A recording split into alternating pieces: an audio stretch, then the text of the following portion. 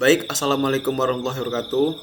Perkenalkan, nama saya Altreda Maulana dengan NPM 2355201053. Pada video ini, saya akan mempresentasikan hasil praktikum analisis jejaring sosial menggunakan aplikasi GEPI, mencakup tahap persiapan data, komputasi statistik jaringan, visualisasi graf, hingga interpretasi hasil analisis. Pada tahap pertama adalah persiapan dataset. Saya menggunakan dataset interaksi media sosial bertipe Twitter, berisi kolom source dan target sebagai syarat wajib data relasi jejaring sosial. Ditambah atribut pendukungnya seperti username, group, interaction type, dan weight. Baik, selanjutnya kita akan lanjut ke tahap kedua. Pilih file, new project, setelah itu file lagi, import. Kita akan import dataset yang telah kita siapkan tadi, open, next, finish. Terus ini kita klik yang kedua bawah, oke. Akan muncul tampilan seperti ini. Pada tahap ketiga adalah komputasi statistik jaringan. Saya akan menjalankan 6 matriks utama satu persatu melalui panel statistik. Yang pertama itu adalah average degree, kita runkan. Matriks pertama, average degree, menghasilkan nilai 5,556. Rata-rata setiap akun terhubung dengan sekitar 5 hingga 6 akun lain. Pada grafik degree distribution, mayoritas node berada di kisaran degree 5 sampai 12 dengan beberapa outlier mencapai degree 24 sampai 26. Kita closekan. Matriks 2 itu adalah graph density, kita runkan. Kita okekan. Menghasilkan nilai 0,031 karena sangat mendekati 0. Jaringan ini tergolong sparse network atau renggang. Kita closekan. Setelah itu, kita akan menjalankan matriks ketiga, yaitu network diameter. Kita runkan, terus kita okekan. Network diameter bernilai 7, jarak terjauh antara dua akun adalah 7 langkah. Average path length sebesar 3,492 menunjukkan rata-rata 3 hingga 4 langkah bagi informasi untuk menyebar. Radius bernilai 0 mengidentifikasi adanya node yang sangat sentral. Kita closekan. Metrik keempat adalah modularity. Kita cari bawah, kita runkan. Kita oke. Saya menjalankan dengan parameter default, hasilnya modularity sebesar 0,593 di atas ambang 0,50. Artinya struktur komunitas sangat kuat. GEPI mendeteksi 5 komunitas dengan ukuran bervariasi. Kita closekan. Setelah itu kita akan menjalankan matriks yang kelima adalah eigenvector centrality. Kita runkan. Kita okekan.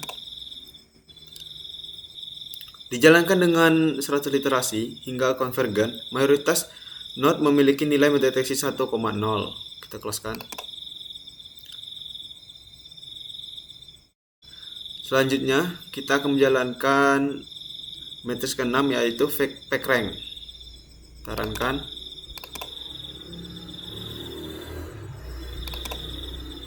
Dijalankan dengan epsilon 0,001 dan probability 0,85. Mayoritas node memiliki nilai rendah, hanya segelintir node dengan nilai signifikan lebih tinggi. Kita closekan. Lanjut, selanjutnya kita akan buka data laboratory. Ini kita ke degree, kita klik ini lagi. Seluruh hasil matrik ini otomatis tersimpan sebagai kolom baru di data laboratory ketika saya urutkan berdasarkan degree tertinggi node 31 dan node 25. Muncul di posisi teratas dengan degree 21. Selanjutnya kita akan lanjut ke tahap keempat, balik lagi ke overview. Terus kita klik ini. Kita pilih Force Atlas 2. Kita runkan. Kita zoom.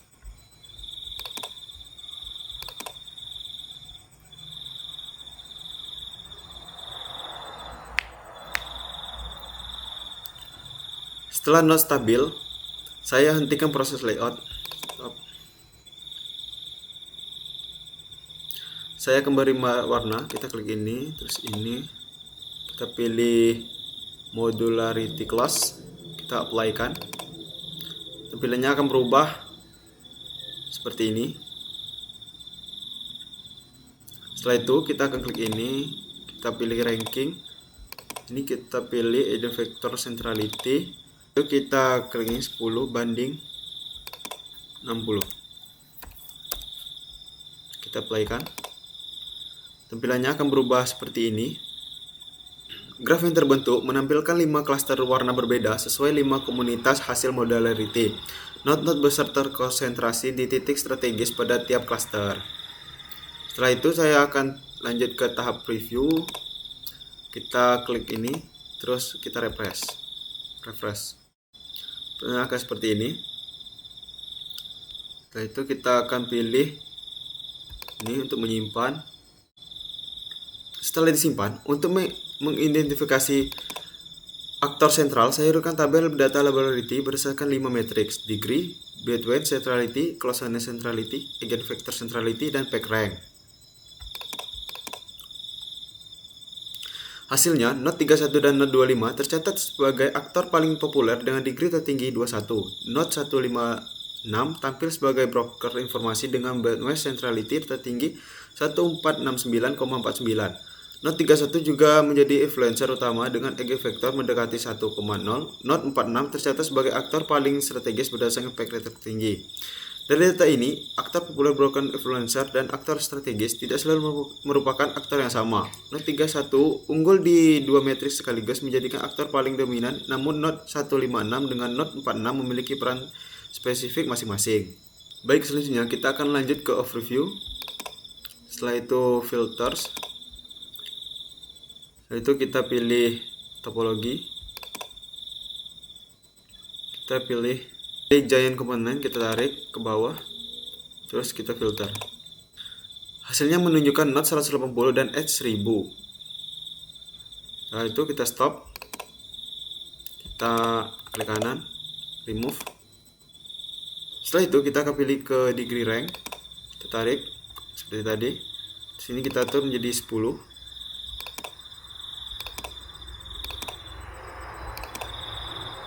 Itu kita filter. Hasilnya menunjukkan Node 128 71.11% visible dan Edge 656 65,6% visible. Setelah itu kita stop, kita klik kanan, remove. Selanjutnya kita akan pilih atribut, kita pilih participation. Setelah itu kita tarik modularity class. Setelah itu kita akan mencoba satu persatu. Kita centang satu, filter. Ketika satu komunitas dipilih, jaringan menyusut menjadi 46 node atau 25,56% dengan 239 edge.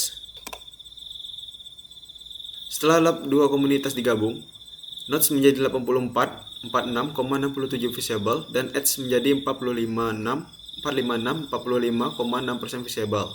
Setelah tiga komunitas digabung menjadi node 119 66,11% visible dan edge 66,1% visible. Setelah itu kita akan kembali ke topologi. Kita pilih ego network, kita tarik ke bawah. Kita coba dengan satu. Kita klik OK. Itu kita filter. Untuk node ID 1 dengan kedalaman 1, hasilnya menunjukkan jaringan kecil berisi 12 node dan 17 edge. Lingkaran interaksi langsung dari akun tersebut. Nah, sebagai perbandingan, ego network dari node ID 2 menghasilkan 13 node dari 27 edge sedikit lebih besar. Perbandingan antara graf awal berisi seluruh 180 node dengan graf hasil filtering menunjukkan bagaimana struktur jaringan berubah tergantung sudut pandang analisis yang digunakan. Selanjutnya itu tahap 6, interpretasi hasil analisis. Statistik jaringan hasil analisis jaringan ini terdiri dari 180 node dan 1000 edge dengan average degree 5,556, graph density 0,031, network diameter 7, modularity 0,593, nilai edge vector tertinggi memiliki node 31 dan nilai PageRank tertinggi dimiliki node 46. Average degree sebesar 5,556 menunjukkan rata-rata setiap akun terhubung dengan sekitar 5 hingga 6 akun lain. Aktivitas interaksi tergolong sedang untuk jejaring berskala 180 akun. Graph density sebesar 0,031 sangat mendekati 0, menunjukkan jaringan ini bersifat sparse atau renggang, ini wajar untuk jaringan sosial berskala menengah. Network diameter bernilai 7, artinya jarak terjauh antara dua akun hanya membutuhkan 7 langkah dengan average path lag 3,49. Informasi tetap bisa menyebar relatif cepat meski kepadatan jaringan rendah. Modularity sebesar 0,593 berada di atas ambang 0,50 mengkonfirmasi struktur komunitas dalam jaringan ini sangat kuat, dengan 5 komunitas berhasil terdeteksi. Eigenvector centrality dengan nilai maksimum mendekati 1,0 menunjukkan ada aktor yang terhubung langsung dengan aktor-aktor yang lain, bukan sekedar populer secara jumlah koneksi. PageRank dengan nilai maksimum 0,0131 mengidentifikasi posisi aktor paling strategis karena dirujuk oleh aktor lain yang juga berpengaruh. Untuk mengidentifikasi aktor sentral, saya gunakan hasil pengurangan data laboratory dari tahap 5 berdasarkan 5 metrik: degree, Bedouin centrality, closeness centrality, eigenvector centrality, dan PageRank.